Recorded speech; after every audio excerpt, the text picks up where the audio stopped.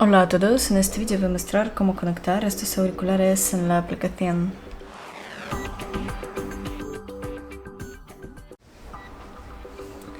Los auriculares ya deben estar conectados al teléfono. Descargamos la aplicación Shocks.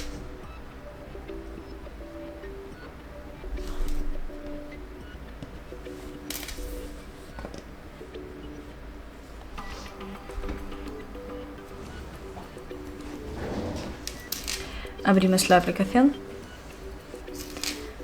otorgamos algunos permisos, seleccionamos región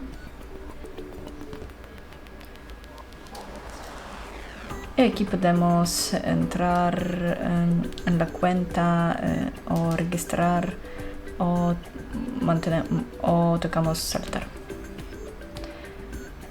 Y los auriculares conectan automáticamente. Eso es todo, gracias por ver, denle like y suscríbanse a nuestro canal. Adiós.